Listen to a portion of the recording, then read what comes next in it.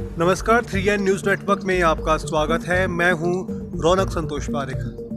अभिव्यक्ति की आज़ादी को लेकर के लगातार केंद्र सरकार पर सवाल उठाए जा रहे हैं। इसको लेकर के देश ही नहीं बल्कि विदेश के लोग भी ये बात उठा रहे हैं कि जहां भारत एक तरफ पूरे विश्व में लोकतंत्र की पहचान था, आज उसी देश में लोकतंत्र खत्म होने की ओर अग्रसर है। लगातार केंद्र सरकार के कुछ ऐसे फैसले जिसके कारण से देश की छवि लगातार विदेशों में भी खराब हो रही है। ये बात हम नहीं कह रहे, क्योंकि ये बात वो लोग कह रहे हैं जो ये ट्वीट करके बता रहे हैं कि भारत में अब लोकतंत्र की गरिमा भंग होती जा रही है। हाल ही में ग्रेटा थनबर्ग की ओर से एक ट्वीट किया गया था, जिसमें कहा गया है कि मानवाधिकारों को लेकर के, साथ में अभिव्यक्ति की आज़ादी को लेकर के उस ट्वीट में बात की गई है। आखिर वो ट्वीट क्यों किया गया है और किस कारण से किया गया है, इसको जानने के लिए देखिए हमारी खास रिपोर्ट। किसानों का समर्थन और किसानों को भड़काना दो अलग अलग बातें हैं, लेकिन वर्तमान में केंद्र सरकार के आरोप भड़काने के सभी पर लग रहे हैं। 26 जनवरी को हुई हिंसा के बाद केंद्र सरकार के निशाने पर किसान हैं। वर्तमान में तथाकथित किसान और केंद्र सरकार दोनों अपनी अपनी जगह पर अड़े हुए हैं।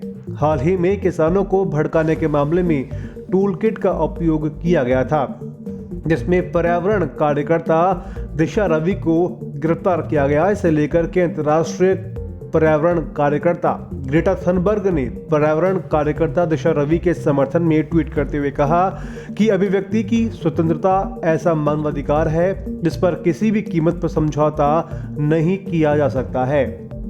उन्होंने ट्वीट में लिखा कि अभिव्यक्ति की स्वतंत्रता और शांतिपूर्ण प्रोटेस्ट का अधिकार है और उसके लिए इकट्ठा होना कुछ ऐसे मानवाधिकार हैं जिस पर किसी भी कीमत पर समझौता नहीं किया जा सकता है। ये किसी भी लोकतंत्र के मूलभूत हिस्से होने चाहिए। ग्रेटा ने इसके बाद #StandWithDisha का इस्तेमाल किया है। #StandWithDisha का इस्तेमाल किया। दरअसल ग्रेटा ने फ्राइडेज फॉर फ्यूचर इंडिया नामक संगठन के ट्वीट को रीट्वीट करते हुए यह बात कही। दिशा रवि इसी संगठन की कार्यकर्ता हैं और इस संगठन ने कई ट्वीट करके दिशा रवि का समर्थन किया है।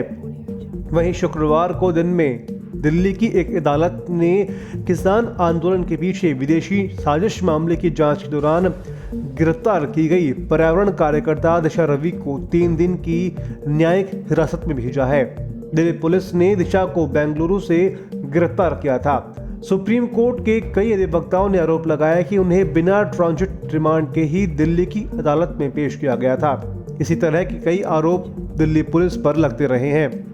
इसे देखकर के लगता है कि पुलिस और केंद्र सरकार को यह एहसास हो गया है कि इन्हें कोई नहीं रोक सकता और इनसे ऊपर कोई नहीं है, तभी सरकार ऐसे कार्य कर रही है। गौरतलब है कि सही और गलत का फर्क तो वक्त बताएगा, लेकिन वर्तमान हालात बेहद गंभीर बने हुए हैं। स्पेशल डेस्क से रौनक पारेख की रिपोर्ट।